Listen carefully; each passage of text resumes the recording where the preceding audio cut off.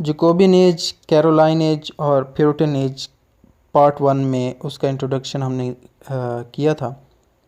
अब इस पार्ट 2 में हम पढ़ेंगे कि मज़ीद जो राइटर्स थे जैकोबियन लिटरेचर के, उनका क्या पार्टिसिपेशन थी और उनके क्या क्या अहम काम थे, वो हम बात कर लेंगे। तो 1603 में मैं मुख्तसर बता देता हूँ कि 1603 में एलिज़ाबेथ की मौत के बाद किंग जेम्स द फर्स्ट को इंग्लैंड का राजा बनाया गया। फिर 1603 से 1625 तक किंग जेम्स किंग रहा और इसको जैकोबियन एज कहते हैं। फिर किंग जेम्स के मरने के बाद इसका बेटा चार्ल्स आया, उस एज को कैरोलाइन एज कहते हैं। ये पढ़ा था हमने पहले पार्ट में। अगर आप देखना चाहते हैं पहले पार्ट को तो लाजमी इसको समझिएगा, क्योंकि पहला पार्ट देखेंगे तो तभी आपको पार्ट 2 की समझ आने वाली है, तो वो आपको डिस्क्रिप्शन में मिल जाएगा। जैकोबियन लिटरेचर का जो दूसरा बड़ा नाम है वो जॉन डन है। जॉन डन जो कि 1572 में पैदा हुआ और 1631 में ये मरा। ये भी एलिज़ाबेथन एज में पैदा हुए, लेकिन काम का आगाज़ उन्होंने दोनों एजेस में किया था। बहुत सारी जो फेम थी जॉन डन को, उसे जैकोबियन एज में मिली। इन्होंने ज़्यादातर शायरी मेटाफिज़िकल पोइट्री में लिखी और ये अपनी शायरी में कंसीट्स इस्तेमाल करते थे जॉन डन। ये कंसीट्स क्या होती है? ऐसी चीज़ों के बारे में सोचना जिसके बारे में सोचना बहुत मुश्किल होता है। इसकी मिसाल अगर मैं दूं तो वो इस तरह बनेगी। प्यार एक ऐसी मकड़ी है जो ज़िंदगी की शराब में गिर गई है, जो इसको जहरीला बना देगी। ये है कंसीट। ऐसी चीज़ों को सोचना जो आम बंदा उसे नहीं सोच सकता और difficult to understand. John Donne के आने से पहले दूसरे राइटर्स एडमंड स्पेंसर को फॉलो करते थे, और एडमंड स्पेंसर से पहले जो राइटर्स थे वो चौसर को फॉलो करते थे, जॉफी चौसर। लेकिन जब जॉन डन ने कदम रखा इस फील्ड में, लिखना शुरू किया, तो इसके फॉलोअर भी बनना शुरू हो गए। इसके फॉलोअर अगर उनका मैं नाम लूँ तो एंड्रयू मार्वल, जॉर्ज हर्बर्ट, ये दूसरा बड़ा राइटर था इस दौर का, रिचर्ड क्रॉशॉ या क्रेशॉ, हेनरी वॉन, इब्राहिम कॉले, ये इसके फॉलोअर थे और मेटाफिज़िकल पोइट्स भी थे। इसी दौर का जो एक बड़ा नाम है वो सर थॉमस ब्राउन है, जो कि 1605 में पैदा हुआ था, 1681 में इसने वफ़ात पाई। इस दौर का ये बहुत ही अहम शख्सियत है जो साइंस और रिलीजन से जुड़ा हुआ था। ये इंग्लिश अदब में ओरिजिनल राइटर्स माना जाता है। वर्जीनिया वुल्फ, आपने सुना होगा इसका नाम। इस पर 2 शॉर्ट एसेज इसने लिखे और अपने ख़यालात का इजहार किया। 1923 में वर्जीनिया ने बोला था कि very few people can read Thomas brown, और उनकी फेम 19वीं सदी में जाकर बनी सर थॉमस ब्राउन की। मीन्स के 1681 में ये वफ़ात इन्होंने पाई और जाकर 19th सेंचुरी में जाकर इसे शोहरत मिली। बाज़-औक़ात कुछ लोग वो होते हैं जिनको अपनी ज़िंदगी में शोहरत नहीं मिलती, मरने के बाद सदियां गुजर जाती हैं या 1 सदी के बाद उनको शोहरत मिलती है, तो ये भी उन राइटर्स में थी। इसी दौर का जो दूसरा बड़ा नाम है वो रॉबर्ट बर्टन है। 1577 से लेकर 1640 का इसका दौर था। उन्होंने बहुत बेहतरीन काम लिखे रॉबर्ट ने, जिनमें इनका बेहतरीन वर्क जो है द एनाटॉमी ऑफ मेलांकोली 1621 में इसने लिखी। एक बहुत ही ख़ास इंसिडेंट इनसे रिलेटेड है। वो ये था कि जब किंग चार्ल्स और पार्लियामेंट के दरमियान लड़ाई हो रही थी। अब ये प्रोटेस्टेंट की बात हो रही है, प्रोटेस्टेंट का टॉपिक आ रहा है यहाँ पे, ये भी आप नोट कर लीजिएगा कि जब किंग चार्ल्स और पार्लियामेंट के दरमियान लड़ाई हो रही थी तो पार्लियामेंट में जो थे वो प्यूरिटन्स थे और चार्ल्स के जो सपोर्टर्स थे इनको कैवलियर्स का कहते थे। और लिटरेचर में कुछ ऐसे राइटर्स थे जो चार्ल्स के सपोर्टर्स थे और उनको कैवलियर पोइट्स का कहते थे, और वो नाम रिचर्ड लॉवलेस, जॉन सकलिंग और थॉमस कैरियो था। ये राइटर्स जो थे ना, कैवलियर राइटर्स, कैवलियर पोइट्स जिनके अभी मैंने नाम लिया, ये राइटर्स लाइट मैनर में लिखते थे। बाकी मेटाफिज़िकल जो पोइट्स थे उनका जो टॉपिक था, सब्जेक्ट था, वो सीरियस मैनर्स में वो लिखते थे। और ये कैवलर्स बेन जॉनसन से भी काफ़ी मुतासिर थे, उसके स्टाइल से काफ़ी मुतासिर थे बेन जॉनसन से कैवलर पोइट्स। यही वजह थी कि इनको सन ऑफ बेन भी कहते हैं। बेन जॉनसन अपने वर्क में म्यूज़िकल एलिमेंट्स को भी इस्तेमाल करता था और यही पोइट्स, कैवलियर पोइट्स भी म्यूज़िकल पोइट्री ये लिखा करते थे। और ये पोइट्स का मकसद जो था ना, इन कैवलियर पोइट्स का, एंटरटेन करने का था। जबकि मेटाफिज़िकल पोइट्स जो थे, जो पोइट्री थी, वो कुछ ना कुछ सिखा रहे थे, कुछ ना कुछ वो उनका पर्पस था, जबकि इनका एंटरटेनमेंट का मकसद था।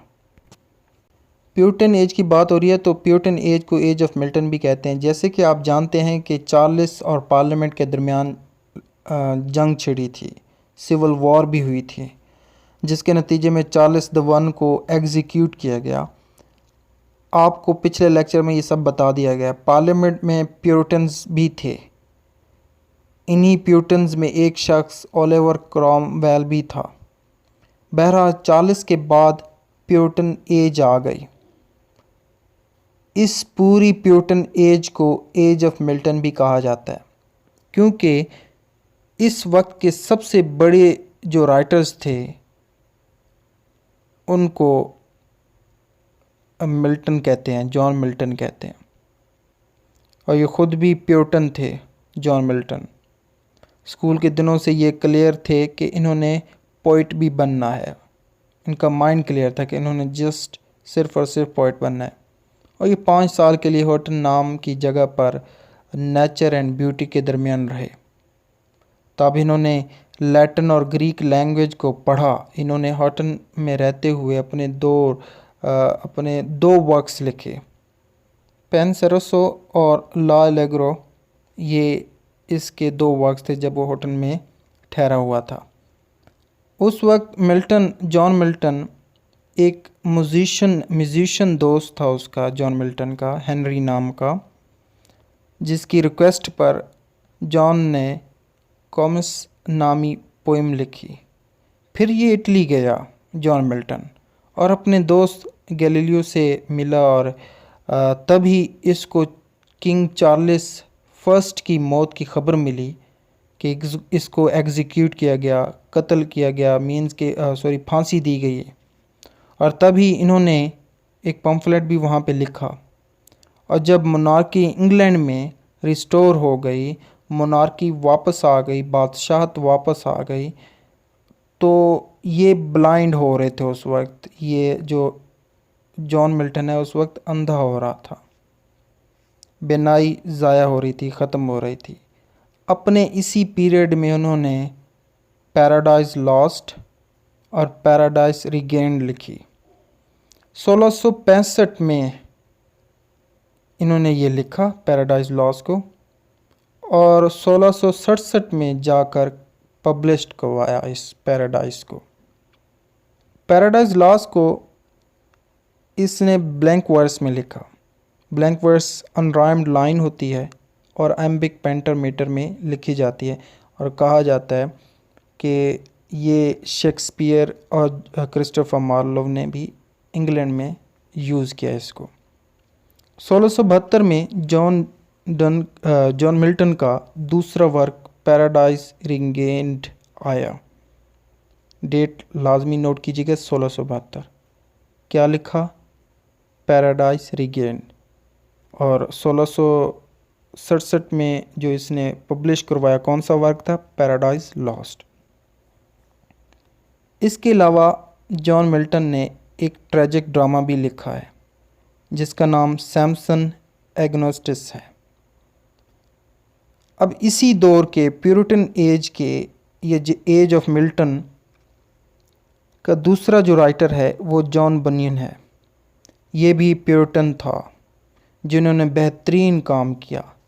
ज़्यादा पढ़े लिखे नहीं थे ये जॉन बनियन, और लैटिन तो सिर्फ़ एक नाम था उनके लिए, क्योंकि उनको उनकी लैटिन लैंग्वेज के मतलब नहीं जानते थे, इसके मतलब कुछ भी नहीं पता था। जब मोनार्की रिस्टोर हुई तो ये कोई इलीगल रिलीजियस मीटिंग किया करते थे। इसके लिए इनको अरेस्ट किया गया और 12 साल के लिए जेल में डाल दिया गया। फैमिली के लिए एक बहुत बड़ा इशू था, प्रॉब्लम थी। इसी वक्त फैमिली को माइंड में रखते हुए इसने एक बुक लिखी जिसका नाम पिलग्रिम्स प्रोग्रेस है। ये बुक आज इंग्लिश लिटरेचर में one of the best, one of the greatest allegorical work है। जेल से छूटने के बाद 6 साल तक इसने इस वर्क को पब्लिश नहीं किया, पिलग्रिम प्रोग्रेस को पब्लिश नहीं किया, और बाद में इसने पब्लिश कर दिया था।